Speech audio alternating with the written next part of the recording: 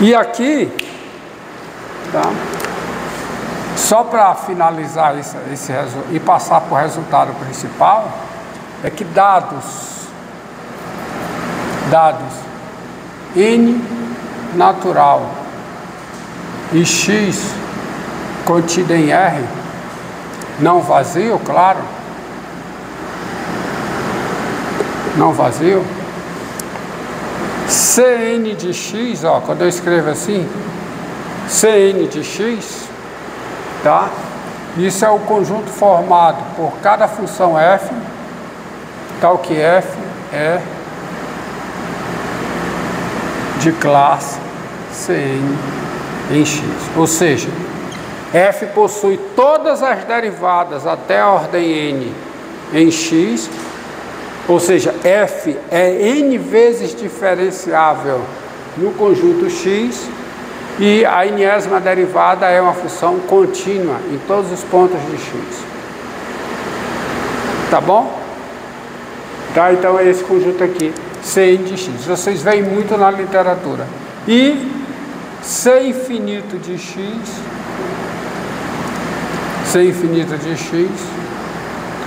é o conjunto, tá, formado por cada função f, tal que f é de classe Cn em X, qualquer que seja o n.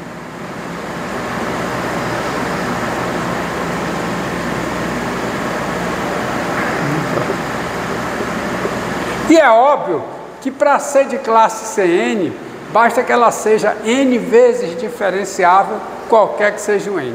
Porque se ela for n vezes diferenciável, qualquer que seja o n, qualquer derivada dela vai ser contínua.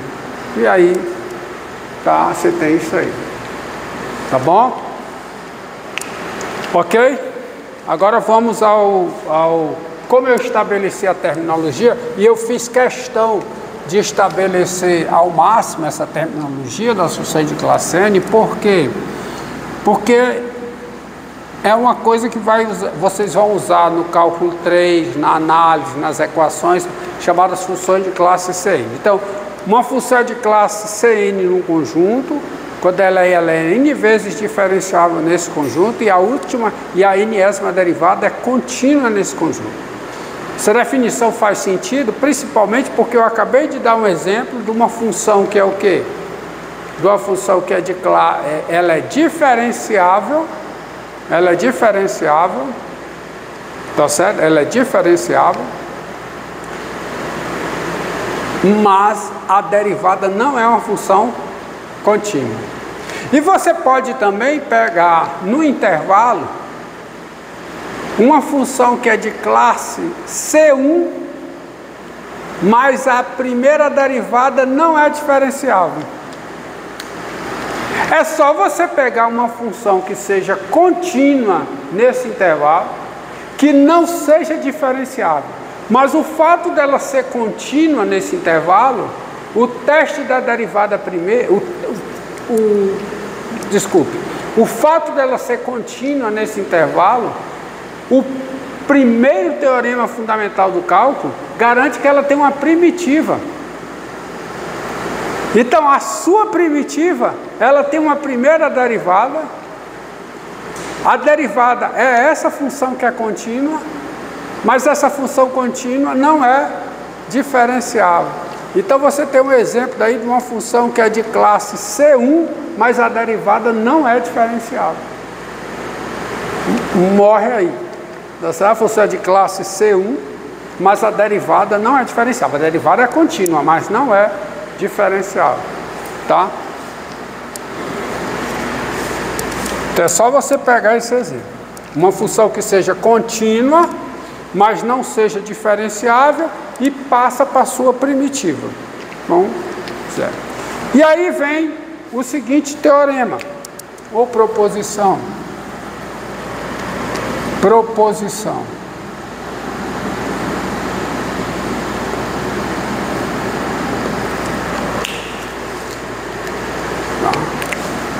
Sejam A e B reais, com A menor do que B, e FG funções. Tá? Se a função G é de classe C1, se a função G é de classe C1 no intervalo fechado AB, ó, que significa, relembrando, que significa ser de classe C1, ela é diferenciável e a derivada é contínua nesse intervalo. E F é contínua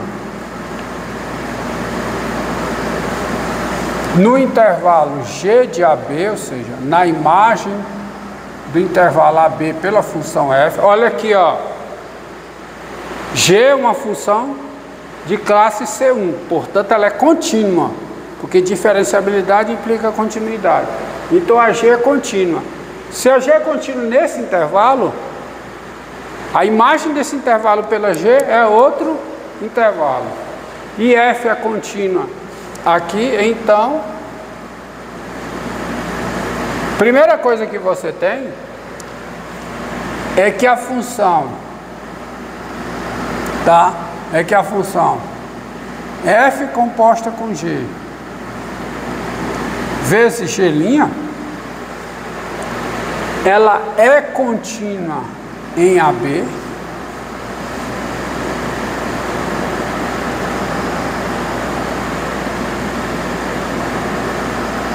e claro que é. Por quê? Porque G' é contínua em AB. E como a G é contínua em AB e a F é contínua na imagem de AB por G, então a F composta com G é contínua em AB. Certo? Isso vale para composição. Estão lembrados? Se G é contínua no conjunto X e a F é contínua no conjunto G de X, a imagem de X por G, então a F composta com a G é contínua em X. E vale o seguinte: olha, como essa função é contínua em AB, ela tem integral definida em AB. Então existe essa integral aqui. Existe a integral de A até B, tá? Existe a integral de A até B de quem? Dessa função, ou seja, de f de g de x, né? Quem é essa função aplicada em x? É f de g de x, né? Que é f composta com g de x, vezes a derivada da g em x. Então existe essa integral. Só que essa integral vai ser igual à integral de g de A a g de B da função f. E essa integral também existe. Sabe por quê? Porque a f é contínua. A f é contínua no intervalo g de AB. E os números g de A e g de B pertencem a esse intervalo. Então, g de A a g de B é um intervalo contido nesse aqui. Então, a f é contínua no intervalo de extremo g de A e g de B. Pode ser que um seja menor, o g de A seja maior do que o g de B, mas aí existe a integral, tá certo? Se o g de A for maior que o g de B, essa integral é menos a integral de g de B a g de A. Então vale esse teorema aqui. Esse se chama mudança de variável na integral definida. Olha a mudança que está fazendo, ó. Isso aqui é o U. Isso aqui quem é? É o DU. Então fica a integral de f de U, a integral em U, tá? Só que quando muda a variável, muda os limites de integração de acordo. Entendido? Você muda os limites de integração. Então essa é a mudança de variável na integral definida. Isso aqui é conhecido como sendo mudança de variável na integral que definir. Esse é o teorema, tá?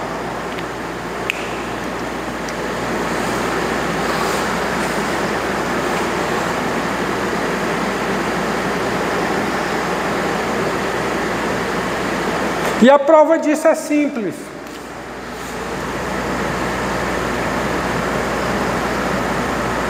A prova. Então, primeira coisa, bem, admita as hipóteses. Admita as hipóteses. Ó, se você admitir as hipóteses, qual é uma das hipóteses? É que a função f é contínua aonde? Nesse intervalo. Então, daí, f possui uma primitiva f grande, uma primitiva f grande, no intervalo g de AB, porque isso aqui é um intervalo, uma função contínua leva intervalo a intervalo. E toda função contínua, no intervalo, nesse intervalo possui uma primitiva. É o que diz o primeiro teorema fundamental do cálculo. Tá?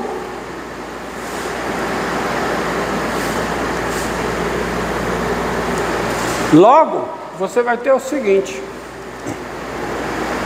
tá? Logo, você vai ter a seguinte conclusão. Quem é a integral de A até B de f de g de x vezes g' de x, quem é? Isso aqui vai ser a integral de A até B da derivada da f grande, porque a f grande é uma primitiva da f pequena. F grande de quê? De g de x vezes g' de x dx. Isso aqui, pela regra da cadeia, é a derivada da f grande composta com a g. Então vamos para cá, tem que vir para cá. Então olha,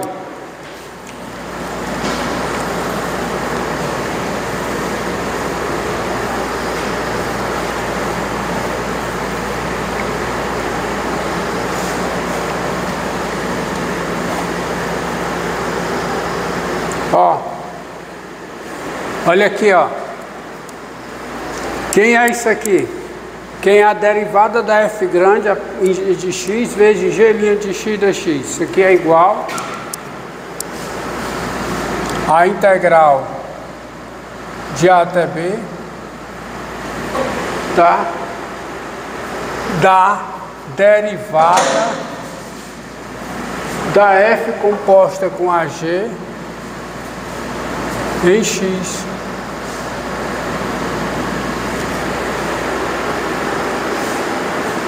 Mas a integral da derivada, quem é a primitiva da derivada? É a função. Então isso aqui é f composta com g de x de A até B. Claro, a derivada dessa função é essa.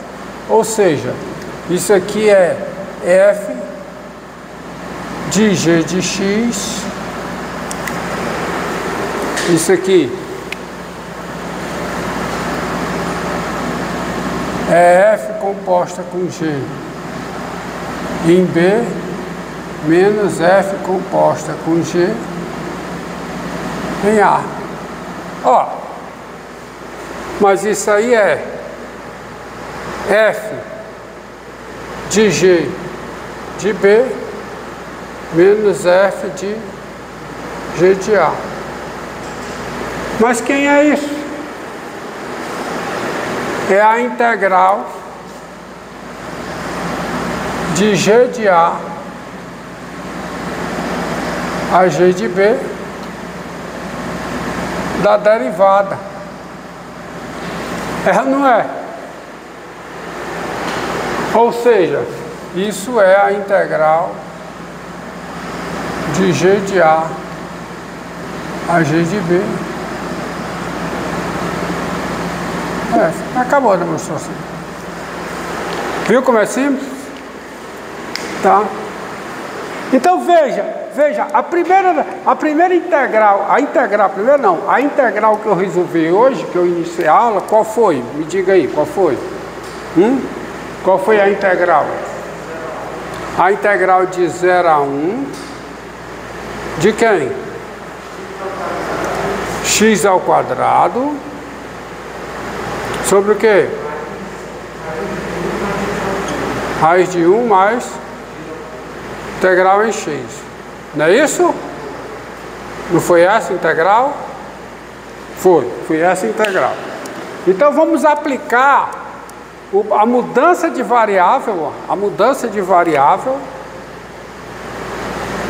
aqui. Olha para cá, ó.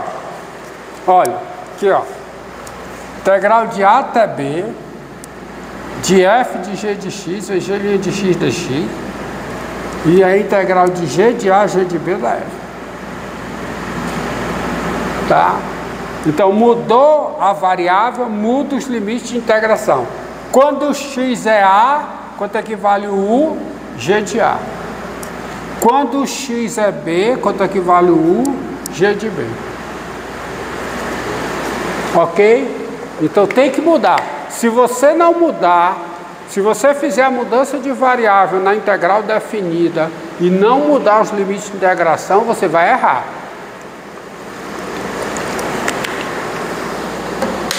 O resultado. Então vamos só colocar aqui novamente. Explicitar. Qual é a mudança de variável? Qual é? U igual a 1 mais x3. Com isso, quem é du? 3x2 dx. Ok? Então vamos lá. Mudança. Vamos ajeitar. Fica a integral de 0 a 1. Aí aqui vai ficar o quê? 1/3 vezes 1 sobre a raiz quadrada de 1 mais x3 vezes 3x2 dx. Certo? Então isso aqui vai ficar o quê? Fazer a mudança, ó. Aqui é U e aqui é o du. Então, mudou. Fica o quê? Fica 1/3 de 1 sobre o quê? Raiz de U du. Agora, quando x é 0, quanto equivale o U?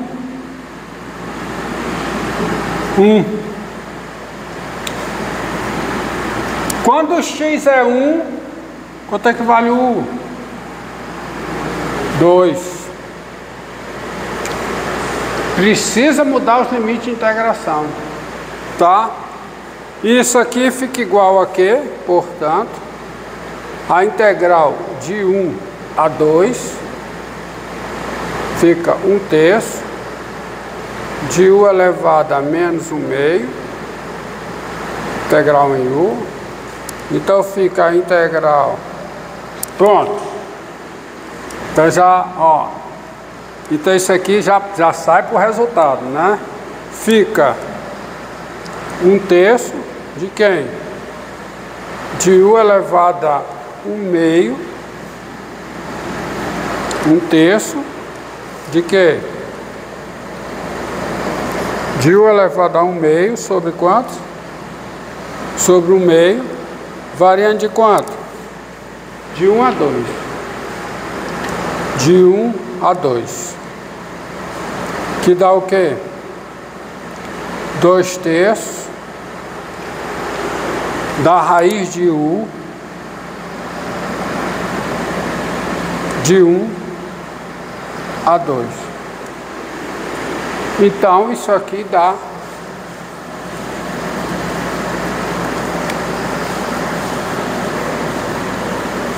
o quê? Dá igual a 2/3 da raiz de 2 menos 2/3 da raiz de 1, que é exatamente o resultado que eu tinha obtido, não é? Pronto, encerra e começa outra.